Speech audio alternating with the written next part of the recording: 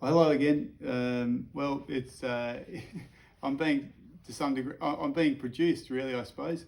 So this is silly Gary Bob, and I'm Tim. This is a response, careful response, and proper response to the current situation we're all experiencing, COVID-19, as abstruse as that term may be, and still is to most of us. I'm a bit, I'm always rushing because it's very late. I'm going to close down shortly. I'm just wanting to explain some things which are really important for us to think about. So I've just been changing a bike tyre with only one tyre lever at the tool station, and it was very frustrating because I'm used to two tyre levers and my finger strength isn't that great. So number one, my first point today, I was listening because I'm trying to pay an extraordinarily high level of attention to the mainstream media that I normally don't allow myself. And I'm doing this. There's an ABC podcast called Coronacast. So that was one that I came across today, and I listened to it. And there was a Dr. Norman Swan, who I've never met, and I don't know if I'll ever meet Dr. Norman Swan, but there was another person in the studio with him, his co-host. I don't even remember her name, beg your pardon. Anyway, all that blah, blah, blah. The questions, or the whole podcast, it was only 12 minutes or 13 minutes, was about children's questions regarding this current situation. I'm just going to put Gary Bob down. And the kids' questions were gold because some of them were very, very simple and very, very pertinent. However, the difficulty that we have is that Dr. Norman Swan answered the questions in a way that he thought was, meeting the children's needs, I guess you might say. So you sort of, bluntly describe it as dulling down the information he was trying to provide to accommodate the children's ability to process it. The questions were things to do with asthma, death, the testing protocol, hugging people, children becoming infected. Actually, that children were becoming infected wasn't a direct question. It was just very, I suppose, and understandably, Dr. Norman Swan was wanting to relieve the children of the anxiety and saying, look, children most often don't become infected with this virus. Well, why the bloody hell not? It's like, why is that? Has anybody thought about that? Why people who are old and dying and have lived their lives and done as well as they can and have as much experience as they can and provided as much of a legacy to their communities as they can, when they die, that's a natural part of life. That's one of the things I wanted to settle straight away is, Dr. Swan actually practically lied to the children in the form of saying, no, we're not all going to die. And I'm saying, well, actually, we're all dying. And actually, I believe from my own experience in the past with families who've had children with cancer and have passed away and so forth, I think the practical reality is children face up to the truth a lot more easily, a lot more pragmatically than adults do. So that's an important consideration.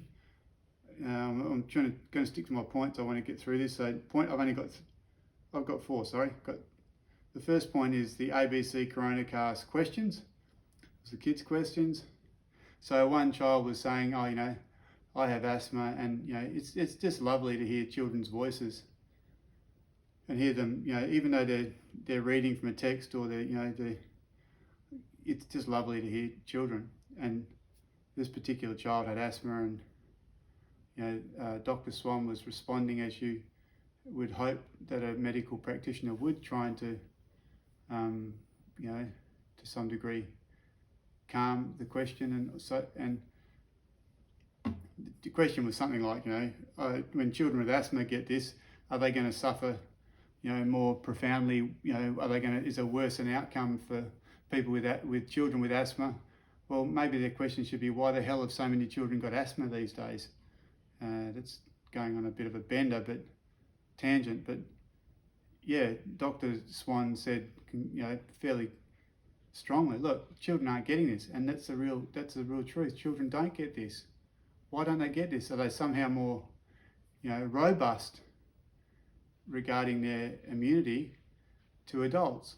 Like we usually think of adults being somehow superior with regard to their strength and development of antibodies and all the rest of that stuff, according to the medical model that we operate, with the understanding of. And anyway, that was one thing. So I've covered death, asthma. The testing one was a crackerjack one, because Dr. Norman Swan, I think he saying he dulled it down, I hesitate to say dumbed it down, but that's practically what happened. He's trying to provide information the child can understand.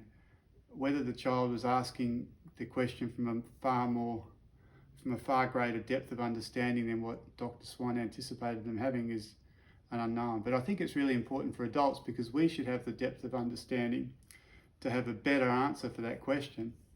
And that question isn't being asked by adults, it seems, from the mouths of babes. But the problem is, if you actually examine that, that's the problem. And I've said this before, keep saying it because it's very much the case.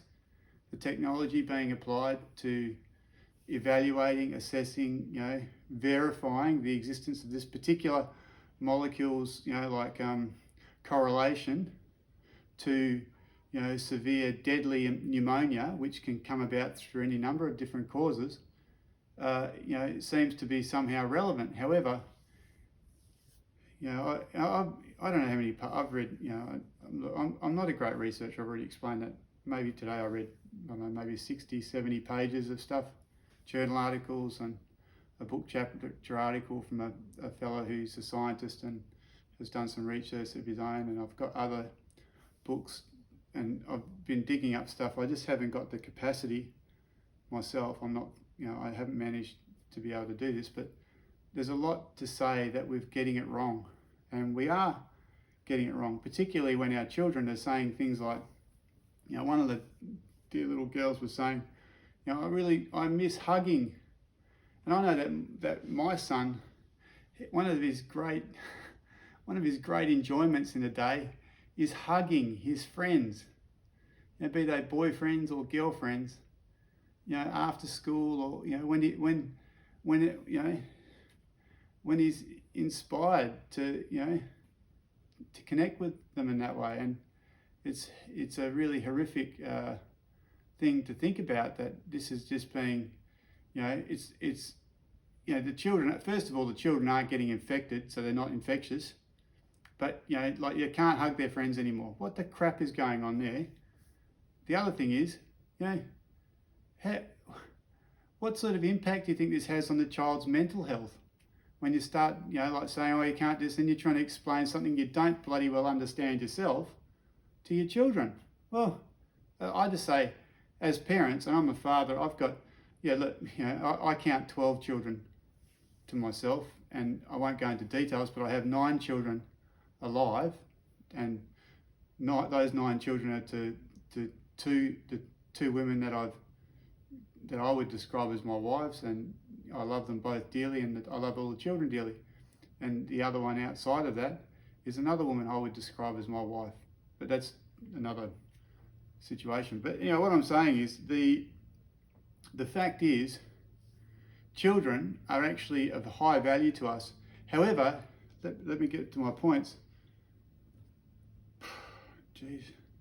Number 2, SARS. This is a SARS. This is a recurrence of the SARS outbreak of 2002, 2003. So we need to say, okay, well, what was SARS 2002, 2003?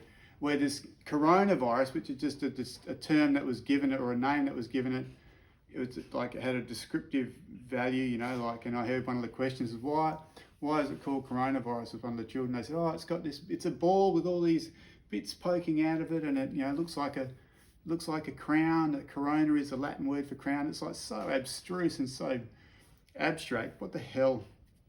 But that SARS, this is SARS, okay? It's SARS all over again. The difference is the definition that limited SARS was exactly that, a definition. So a limitation placed on people who are suffering from respiratory infections, dying as, because those with complications like comorbidities of 2 or 3 or 4, any number more, because their bodies are weak because they're old. I read in the paper today, on my website, a 91-year-old is the latest victim. Well, how much longer did you think the 91-year-old was going to live for? And what was the comorbidities? And look, I've got a grandma. She's 97, going on 98. I haven't been able to see her more recently. But what the hell is going on for the elderly people? It's like telling them all this stuff that there's at greatest risk and all the rest of it. Well, they've always been at greatest risk. All old people know they're dying. But I don't mean to create any, I'm not trying to shock, or I'm just trying to deal with reality. So it is the SARS all over again. The problem is now that the defining feature of SARS was you had to have had contact with another person who was known epidemiologically to, be potentially a carrier of SARS, an infectious carrier. So even if you presented with all the symptoms and you were sick, which many people did, and even after the event, after SARS settled down, there was an outbreak of pneumonia. It wasn't in Toronto, it was in somewhere else. Toronto suffered greatly because of SARS, you can look that up. But they said, oh, look, this is another outbreak of SARS in this place in Canada. And then they suddenly dampen it. Oh no, it's just something that resembles the same, cause, or we've seen, something that resembles the coronavirus.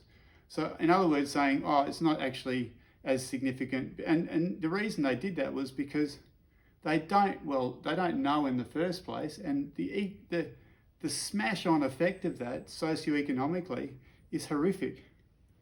So anyway, there's this real information available if you do your own research. I'm not a great researcher. And in all honesty, I haven't got the capacity emotionally, mentally, to dig down on this. I'm not an academic or a researcher. I'm just trying to do the right thing. Number 3, I'm not rolling on, was the good effects. There are some brilliant effects from this.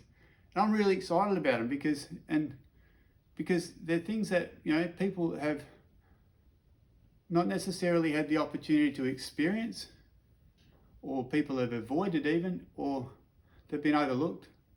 Things like time with family. So a lot of families are now sort of, hunkered down to some degree, unfortunately, and the stressors in their lives are, not ideal for them to being together. But it's great that parents get to spend time with their children. Like I've been around, and I live in a lovely spot that's, it's quite privileged in real terms.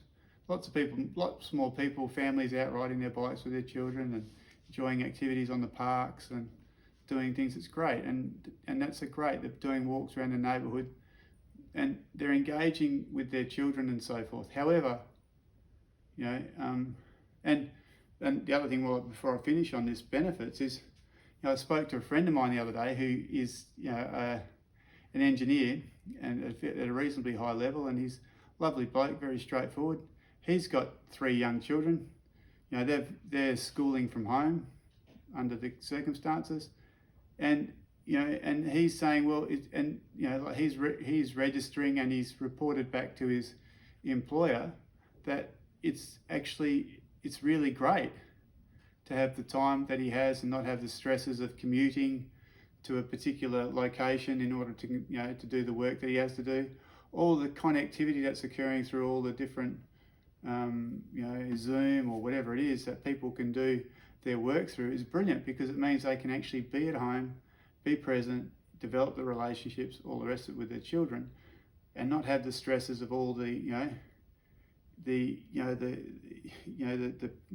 pressure of being in a workspace that is, the vibe might not be what it needs to be. All that stuff's great. People can, really gain great value from that, and I look forward to that. The library, anyway, look, I shouldn't.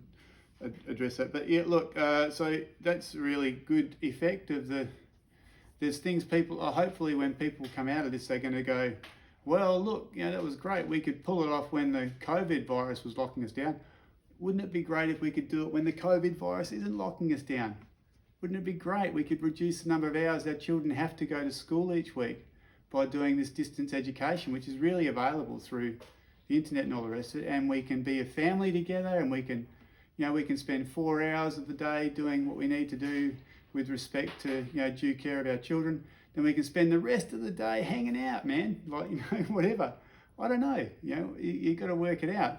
Everybody's doing their best. But that was the good effects. And then I was only going to have 3 because I like 3, 6, 9, but I'm going to go 4. And I don't want to end on a sour note, but one of the things which is, I suppose, and I'm not smart enough to generate this idea from myself, but, it's something that was, it resonated with me when it was first mentioned, is the problem for our society is domestic violence. And, domestic violence is a real issue. And when you put the enormous pressures on families that we have at the moment, then, there's going to be there's going to be an escalation of domestic violence. Yeah, the novelty will wear off another week or 2 at the most. People are going to be going, they're going to have cabin fever, so to speak, stir crazy. On top of that, they've got their own relational issues, which they've never had to deal with as intensively as they are now. They're sharing the same space. They're trying to deal with the same, with the unknowns. They're not engaging their brains properly to actually do the bloody research they should, because they're just watching shitty TV or trying to find ways to distract themselves and their children. So basically, I just think we need to be on our guards. And if we hear our neighbours in particular having a bit of a bit of an argument, or if you hear something, someone's yelling at someone, I'll tell you what, the best thing you can do, and you can still have social distance, whatever that is, whatever the agreed measure of metric is, I don't know. Go and knock on their bloody door. Go for a walk. Walk 4 meters or however far you have to be apart. Take each other for a walk, for God's sake. Look after your neighbours. Be careful. It's not easy. Let your children play. They never get bloody sick. They should be the people who get sick first, because they're the ones who expose themselves by virtue of my children. I go out with my children. They rub their bloody hands on everything that they can. It's never ending, their exposure to the pathogens or, this virus. They are the ones who should be getting it. They're not getting it. Nobody cares about that reality. Let your children play. Keep your social distance if you're an adult and you're stressed out. Look after each other. Don't let something happen. If you hear somebody yelling or you hear somebody, bloody well do something. Don't sit in your house and think, oh, it's their problem. It's too embarrassing. Or, get in there, man. Look after them. They're your neighbour. They need you. Even if you've not had anything to do with them, I don't care. Look after each other. I am wound up. It's really hard for me. I've got children. And I just, I spend my day talking to other people directly because I can't help myself. I just was speaking to a fellow, only a few minutes ago, really, before I started this. He's already suffering because he doesn't know what to do with his son, his only son. Well, I said, just play chuck on the bed, which, one of the delights of my, one of my sons, my youngest son, who's 6 now, which is, quite a good age. And, chuck on the bed. Man, it's like, my son counts to 10. I hide, usually behind a door. Don't tell him that, because it seems to just, escape his attention. When he finds me, which can take a good amount of time, it's quite exciting as a parent or as an adult to be standing on the door thinking, how long is it going to take before he's getting, it's quite exciting. It's quite a joy. And then when the agreement is that when my son finds me, I have to pick him up, physically hold him, it's great. It's a bonding process. And then I have to throw him on the bed. And the thing is, when I throw him on the bed, Then his big sister comes in to rescue him. And then it's all on, man. It's like wrestling on the bed and blah, blah, blah. You know, I don't know. Look, I just want you all to understand that we're in this together. Look after your neighbours and do your own thinking. Because I'm telling you, there is nothing to worry about. Enjoy the status quo as it is at the moment. Everything's being shut down. Everyone's in agreement about why it's being shut down. Enjoy it as best you can. Take advantage of it. Where you're suffering, mop it up. We can fix it up when it's all over.